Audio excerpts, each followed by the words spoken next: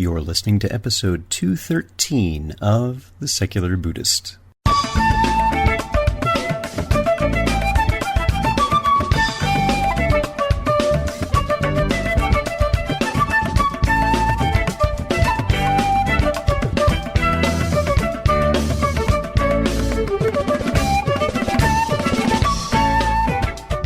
Welcome to The Secular Buddhist. I'm Ted Meissner.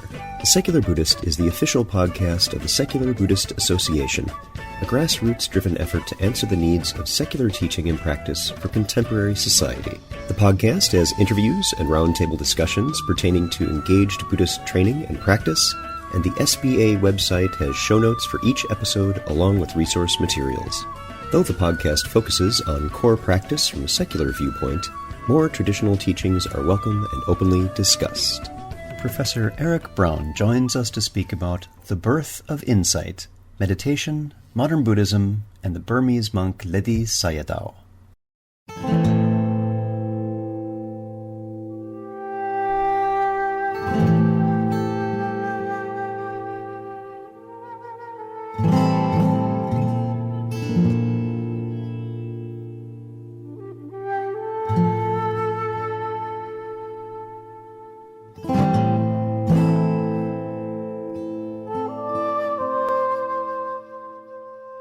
Insight meditation is arguably one of the most common practices in contemporary Buddhism. Where did this modern version come from? What are the roots of what we see in the West? Erik Braun joined the University of Oklahoma's Religious Studies program faculty in January 2008. He completed his PhD at Harvard University in that same year, specializing in Buddhist studies with a focus on Burmese Buddhism. His first book-length project is The Birth of Insight, Meditation, Modern Buddhism, and the Burmese monk Ledi Sayadaw, part of the Buddhism and Modernity series of the University of Chicago Press. His next project explores how current global flows of people and ideas have changed Buddhist communities throughout the world and have played an important part in the reformulations of notions about secularity and modernity.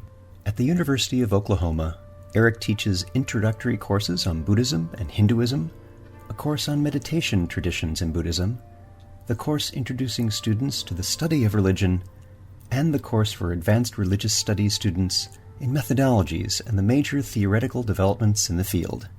So, sit back, relax, and have a nice Oklahoma cooler. Our guest today is Erik Braun. Erik, thanks for joining us. Thanks for having me. I'm excited to talk with you. So we're going to talk today about a monk that's really been quite impactful on insight meditation in the West. And before we get into that, though, why don't you tell us a little bit about your background and what first interested you in Buddhism?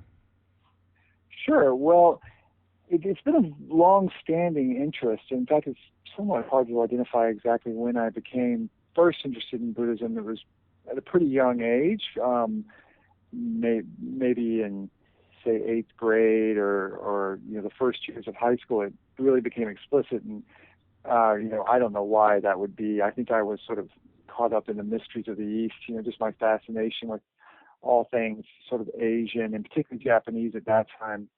And I never entirely lost that, but after college, I had not done anything, in fact, in my undergraduate years, really particularly related to Buddhism or even to anything Asian. I had been an English literature major at the University of Georgia. That's where I went. And had always kept in mind sort of my interest in Buddhism and whatnot, but had not pursued it academically. Then I went off after I graduated from college to live in San Francisco. And when I was there, I became involved, not intensely, and I didn't live there, but I did become involved taking courses and going and sitting at the San Francisco Zen Center. And that sort of brought it back to the fore, so to speak, the interest. And really, in a sense, developed it into a really explicit interest that had, sort of specific kinds of topics in which I was getting to explore, like the issue of meditation and particularly Zazen and these Zen traditions and whatnot. And then uh, basically, I was working for Smith Barney, writing articles on how to invest your money for retirement, and wasn't particularly enjoying that. So I decided to just take off. And I can't imagine. That sounds like such rich and interesting material. well, I must say, particularly this is like sort of like the whole Doctrine 1.0 sort of thing is probably financially it probably wasn't like such a smart move at that time, but it just wasn't for me. And came close to doing those sort of things. Sort of was preparing myself. I ended up going off to India for close to a year and just traveling all around. I first went to Japan and then moved on to mostly, well, almost entirely to Southeast Asia, and then to South Asia as well. So I went all the way over to Bangkok and into Cambodia and over to Vietnam and down to Indonesia and then over to India. And then eventually back to Japan and back to America. But that really, I really caught the bug there, I guess, or it really made some sort of latent interest, and that had been somewhat developed at the San Francisco Zen Center really take off. And when I got back to San Francisco after that travel, I essentially was trying to figure out how to do more of what really fascinated me. And I had always been a sort of academically minded guy, so I began to study Sanskrit and some other things as well related to Sanskrit, like an ancient language called Avestan. It's the religious language of Zoroastrianism. It's a language that's actually fairly similar in its oldest forms to Vedic Sanskrit, and that's the reason I took it. Well, I did all of that, and that eventually sort of was enough to qualify me and train me to go to graduate school. And so I did. And I'll tell you, I went to graduate school originally to do very early Buddhism in its relationship to the kind of Upanishadic Brahminical context out of which, to some degree, Buddhism may have been responding. The Buddha may have been responding. It seems quite likely, in fact, that he was in some ways. But I had never forgotten from that year of travel how much I had been captivated by Southeast Asia. And I had always had an interest in meditation specifically. And so that study of early material, which I actually still find utterly fascinating and really compelling, but it wasn't quite enough. And so then I began to look around for how I might add that component, the Southeast Asian component, and bring in my interest in meditation. And that led to Burma, because Burmese often understand themselves to be real aficionados and experts in meditation, not without some reason, in fact, though, they certainly didn't, they don't have a monopoly on it by any means, but, they certainly do take a lot of pride in it. So that sort of led me towards Burma, the study of Burmese, and that sort of, and then I went off from there, beginning to explore the roots of where that strong tendency towards promoting meditation came from. And that led me eventually to Ledi. So tell us about this monk and who they were. Tell us a little bit about their story. Well, the main guy, who I just referred to as Ledi, which might be a little confusing for listeners, but Ledi, and then it's actually the name of the area in which he established his monastery. Ledi is actually a slightly more correct pronunciation. He's often called Ledi Sayadaw, the sort of respected teacher of the Ledi area, the Ledi forest.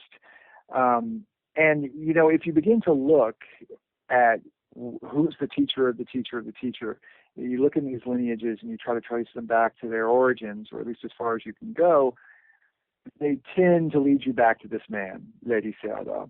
And so I developed an interest in him because he seems to be essentially the earliest figure you can find who's really clearly an active agent in the formation of what has come to be modern insight meditation.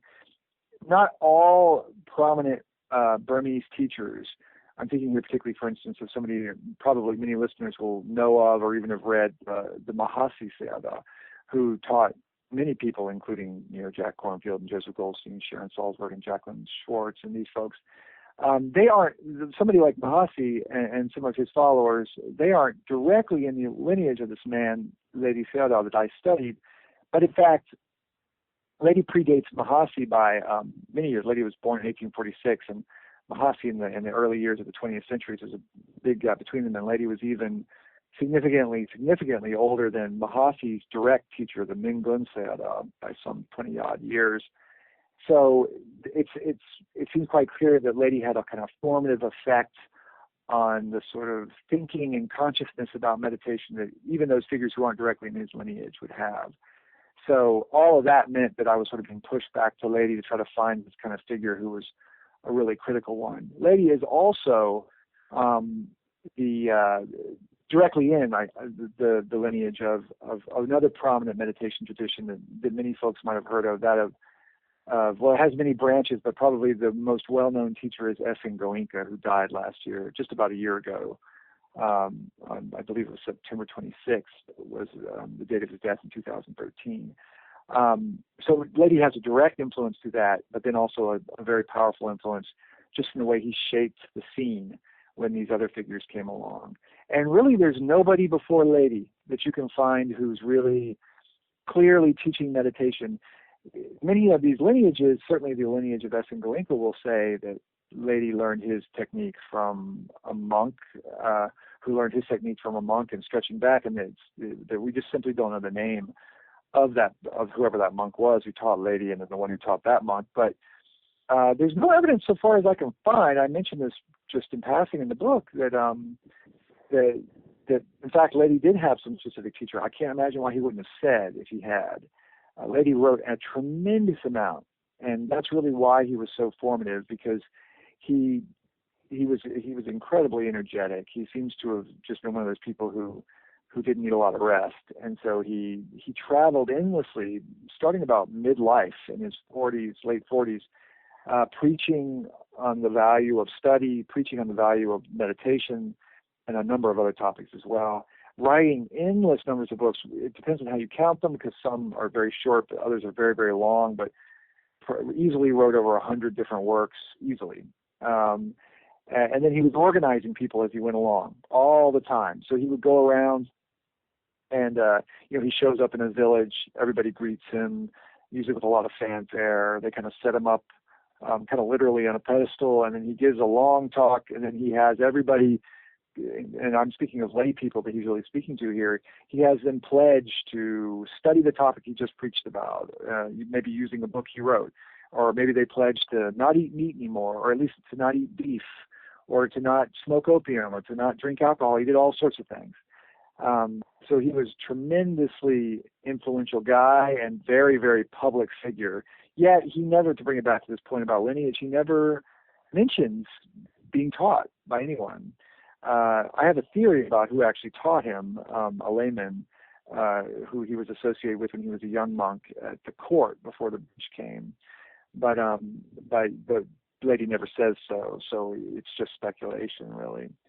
I don't want to go on too long without I don't want to take the arc of the conversation somewhere before you want to get there, but I could fill you in a little background of what happened to Ledi early in his life that would set him off on this journey of spreading meditation so widely. That's actually what I was going to ask, is what started Ledi on this, and I think concomitant with that is, what's really distinct about that? How does what Ledi was teaching different than what we might find, for example, in the Pali Canon, or is it just his energy which drove it forward? Well, it's a good question. I mean, to some degree, to answer the latter before the former, I mean, what's distinctive is, the very specific and particular methods that he suggested people try, though he was not like later teachers to just one, at least many later teachers, not all. He wasn't wedded to one particular technique, like you need to do it this way, the way. In fact, he was actually quite flexible, but he was very willing to offer specific advice about techniques. And you certainly can find fairly specific techniques in, say, the Pali Canon. But, if you look at something like the Satipatthana Sutta, the often translated the Foundations of Mindfulness Sutta, or the Establishings of Mindfulness Sutta, or what have you, it's actually, as I'm sure you know, you read that, and if nobody ever told you anything about it, they just said read it and meditate. I have a feeling that if you did that to 10 people, who'd never read it before, knew anything about it, and you just said, read this text and meditate, they would come up with 10 probably wildly divergent ways of meditating. You really do need some sort of authoritative kind of control or some sort of teacher or, some sort of guidance. I think that's why we see even now that Joseph Goldstein, in a quite, learned and deep text, just wrote about making sense out of this text. And, why would he need to do that now? And it's been around for a very long time, and, commentaries on it for a very long time. Not as long as the text itself, but pretty close, and still find ways of reworking it or finding new things in it. And so one interesting thing about Lady was really giving some clarity to people. In another way, what is so distinctive is not so much he spread some particular technique or even a range of possible techniques with ability, but that he made it a plausible endeavor. Really one of the most striking transformations that takes place in the course of Lady's life, at the same time as Lady's life, and to a great extent because of his efforts, there's a radical transformation in lay people's consciousness, but also I would say in monastics, but particularly noteworthy is in lay people's consciousness, that they can that it's doable, that it's a feasible proposition, that one would actually bother to do this and it might actually do some good.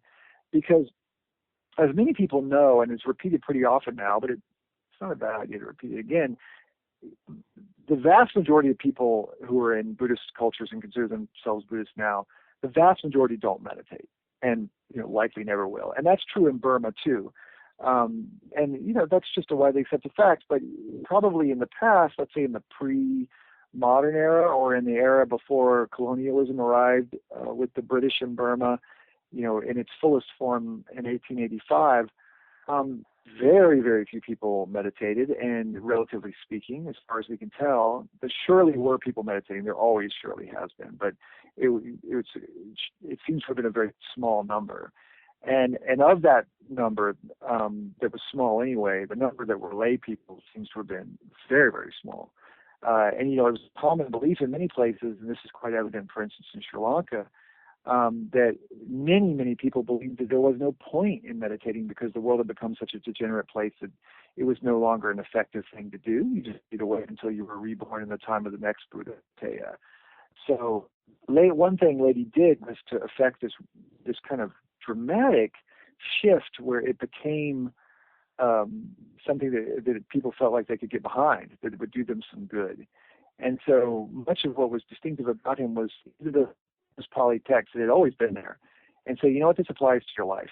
Even you as a layperson, even you work in basically a 9-to-5 job or the sort of Burmese equivalent in the colonial period in the early to mid 20th century, to say to those kind of folks, it'll do you good. It might, and this was a quite radical thing, it might even awaken you, even in this very life. And, that phrase, in this very life, is the title of a book by a Burmese meditation teacher named U Pandita, and it's kind of a common idea now that you might get awakened in this current life. But that actually is a very unusual sensibility to have. And Lady seems to have been the first, that I've seen, to use that phrase in Burmese, in this very life. So it was really quite distinctive. So one other component of this is, why did he do it? What prompted him to do this? He was born in 1846 in Upper Burma, roughly 60 miles from Mandalay, which is kind of in the middle of the upper part of the country. And so he was in the royally controlled part of Burma. Burma was taken over in 3 stages by the British. 1824 was the very lowest kind of tail of Burma that is on the Isthmus of Kra with Thailand, then up to the middle part of Burma in 1852. And then it wasn't until 1885 that the British took up the upper part of Burma, what's typically referred to as Upper Burma. And that part, since the part that Lady was born into, he was born into what was still under Burmese control. So there's the king. He essentially is in some continuity with Burmese control in the past, and a sense of the kind of Burmese self-determination and traditional Burmese Buddhism. It's round about halfway through his life, around 1885, officially taking control in 1886, that he sees all of that end. He sees the British roll in. They were already in the south, and he knew it, but he sees them actually come in, take over the whole thing, exile the king actually to the western coast of India, over to Goa, King Thibaw. So his whole world falls apart. Just a few years before that, his very, very large monastery, royally supported in the city of Mandalay, burns to the ground. He loses everything he has in that fire. It's at that time that he actually goes off back to his home village and within a fairly short time enters into the jungle and begins to meditate. So everything falls apart within the country. He loses everything. He goes in the jungle. Shortly thereafter, the British take control over the whole entire Buddhist country. They are very much perceived as foreigners, as non-Buddhist, as essentially one more sign heralding the end of Buddhism. Because, of course, most Buddhists have a strong trope of decline kind of built into the system. A view that Buddhism, it's not a question of it's not a question of if Buddhism will die. It's merely a question of when. All you can really do is stave off the inevitable. But when things like this happen, like what Lady saw, well, that's the sign that everything's going to pot. It's all going to hell in a handbasket. And, the best you can do at that time is make the most out of the limited time you have left. Basically, the best you can do is make hay while the sun shines. Or as I had this in the book, as the Burmese put it, they have a similar saying, spin cotton while the moon is bright. You just do it while you can. And so much of what he seems to have done, promoting meditation to lay people, making it a plausible endeavor, also encouraging lay people to study the texts in a way they never had before, and that was intimately tied to meditation for him.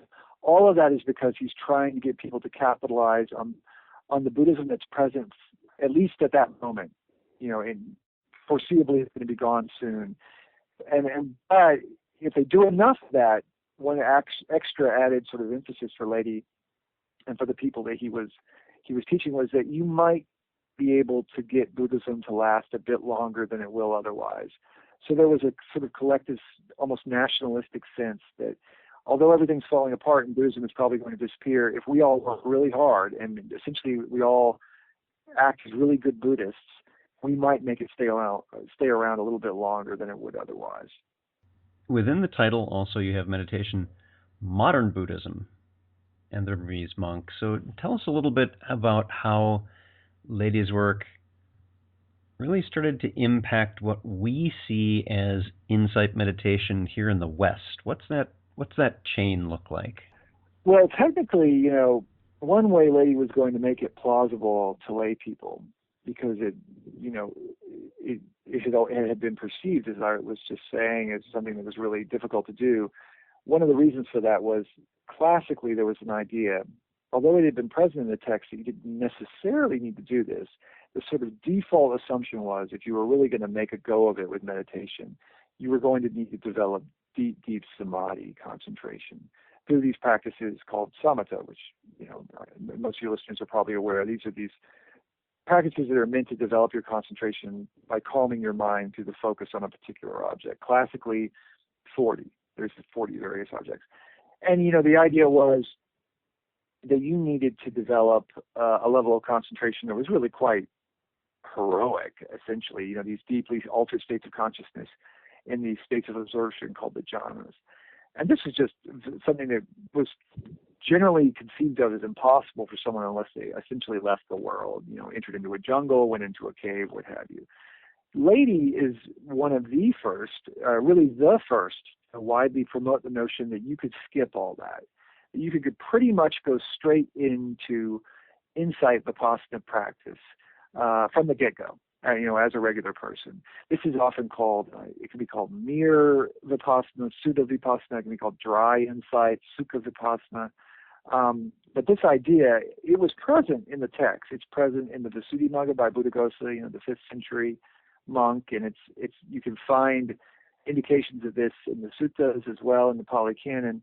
But it was not a real live option for people, and seems to have been even considered by Buddhaghosa as a kind of second grade choice. But Lady elevates it essentially to the kind of preeminent choice that you would make.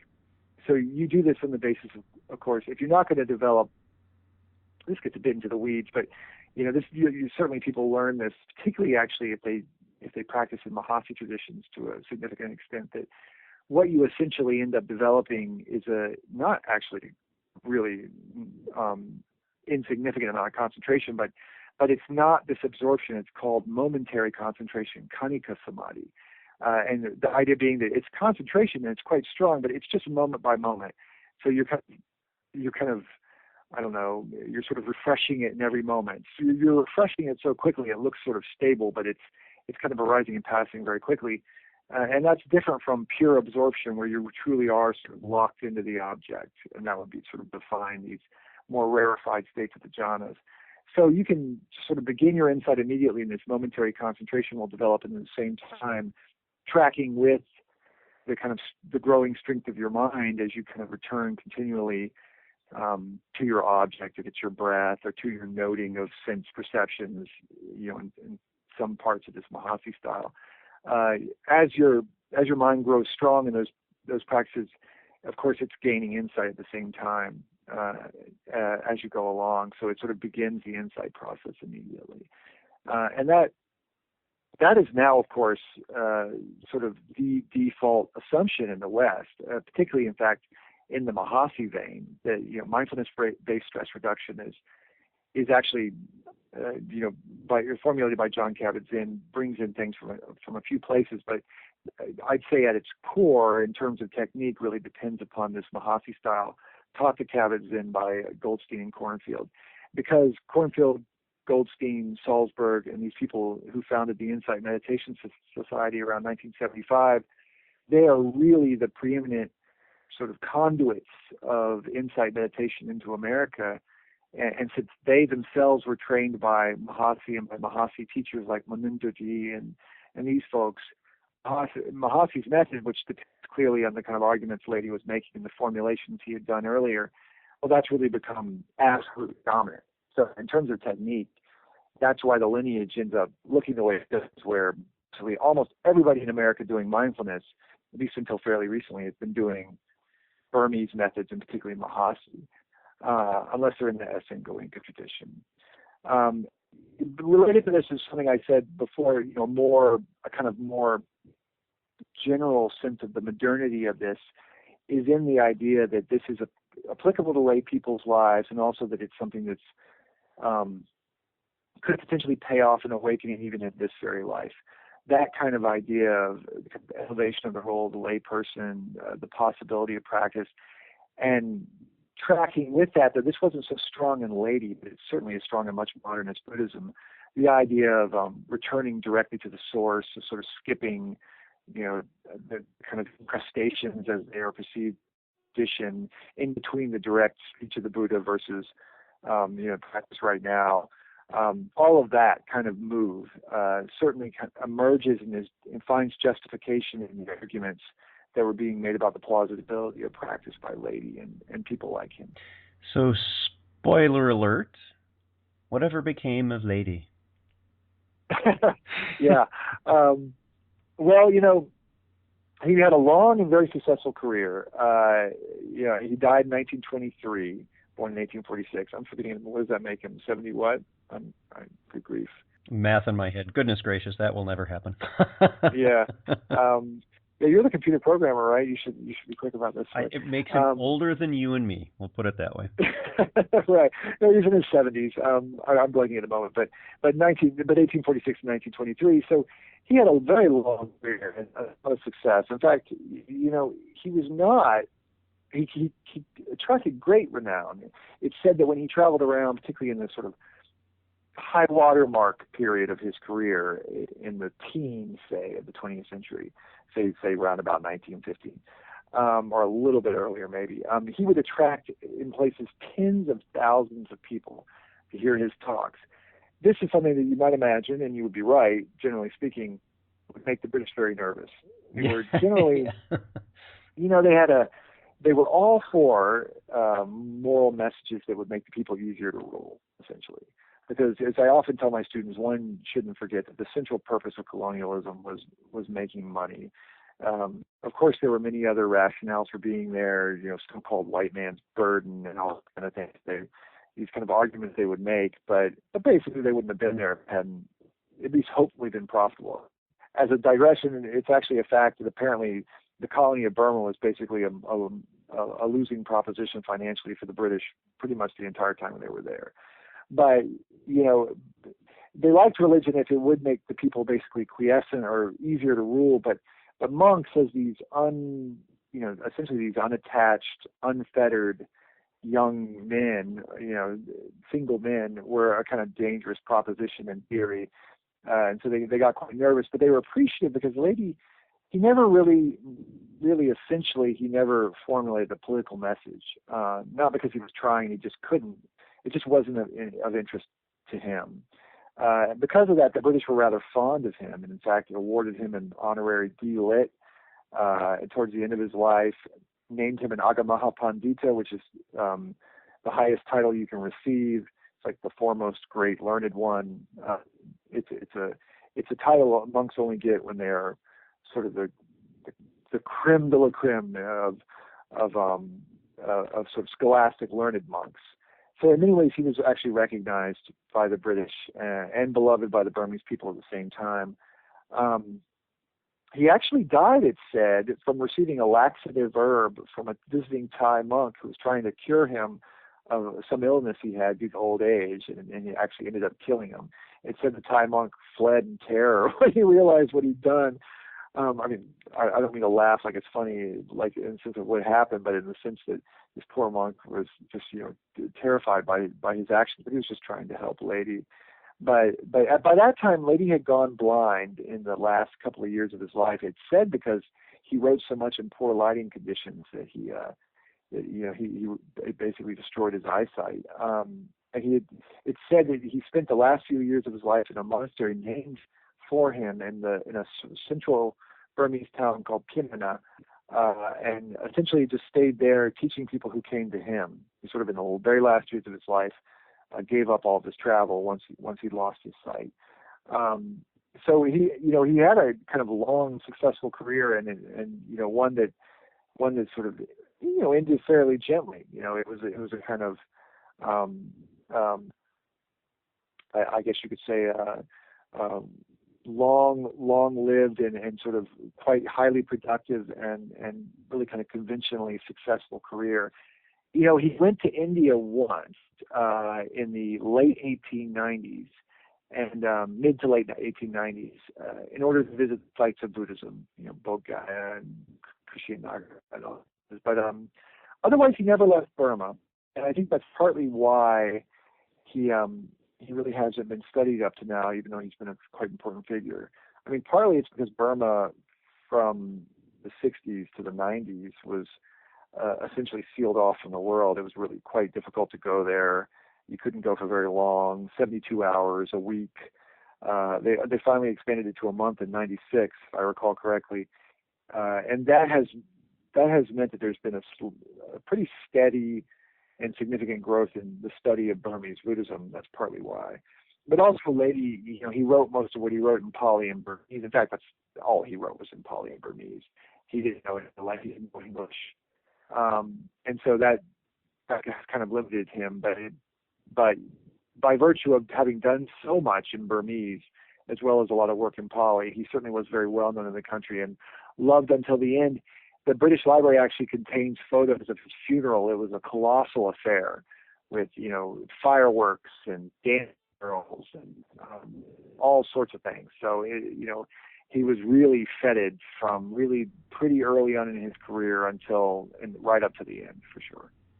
It's wonderful. Erik, thank you for sharing that. And I wanted to ask briefly if you can tell us a little bit about what your next project is. What are you working on now? Oh, sure. Well, I'm quite fascinated still. I seem to still have the meditation bug. And so I'm in the last chapter of The Birth of Insight, I fairly briefly trace the lineages from Lady, some of his Burmese disciples, up through modern Western disciples here in America. And I'm really quite interested in that because in continuing the exploration of the story as meditation moves into the West, because, well, for two reasons. One, because what's going on here with meditation has a lot to do with what's going on in the American scene and American sensibilities and concerns and whatnot, and that is interesting. But it's meshing with traditional teachings of Buddhism and a lot of continual and ever renewed input from Burmese traditions as well. So it's very much the case that what's going on in Burma right now, because things don't stay the same there. It's not like there was Mahasi and now everything's like that. Actually, things are complicated and continually changing there too. And in fact, recently there and here, there's been the rise of the jhanas, as I call it. I recently wrote about this for a book chapter and a volume by some other folks. The jhana meditation has become quite the thing lately, in fact, with many different teachers, Gunaratana, Lee Brasington, Ayakema, or Lee Brasington, and a bunch of other people. So this book that I'm interested in is sort of tracking when they're parallel, when they converge, when they diverge, what's going on in modern meditation in the States and in Burma at the same time. That theoretical interest is in how meditation might be changing notions of what the secular is. This is a very hot topic in religious studies generally. How do we understand the secular in relationship to religion? You really can't have one without the other. And so if that's the case, when our ideas of religion change, that's changing what it means to be secular. Something that I presume would be a lot of interest in your listeners. Yes, I would hope so if they're listening. yeah, I would think. That really fascinates me too, because I think there's a way in which you can be a kind of secular practitioner in America, but at the same time, I don't think this would be surprising to anyone in a sense, but has a really rich sense of meaningfulness of the world in a way that goes beyond simply like, I don't know, a kind of Dawkinsian appreciation of causality. There might be that, but I think it goes beyond that and touches people's lives in a way that's much more profound than simply a kind of rational sense. I think there's something about the heart involved here too. So that's what that project is. It's definitely off the ground, but it's in the sort of developmental stage now. No, it's interesting that we trip on this word secular, and I've brought this up a few times in the podcast with different guests, that when we, at least on this podcast, use the word secular, we don't mean it in opposition to religious experience. We mean secular as something that is available to everybody. You don't have to be adhering to a particular ideological stance in order to do this, and we're still human. We still feel moved. We are still passionate. We still have a deep sense of meaning to the things that we do. And I think that term and that use of sacred applies for many of us to the word secular. Right? That gets us in the same spot. What some folks will have trouble with the word spiritually, others of us don't. We get gummed up in words a lot. But it's still we're still true. People. We still find things very meaningful to us, and I'm very interested in hearing more about the book as we hopefully you'll be able to spend a little bit of time on some comparison and contrasting between, say, Lee Brasington's approach to the Pali as opposed to the equally valid Shaila Catherine, which is more of a Visuddhimagga jhana, as opposed to the Pali Canon, core Pali Canon. I'd be really interested to hear more about that as that progresses. I hope you come back. Oh, I'd be glad to, definitely. Wonderful. Well, our guest today has been Erik Braun. I will have a link to Erik's webpage at University of Oklahoma on our website for this episode. Erik, thanks so much for being here. Thank you for having me. I really enjoyed it.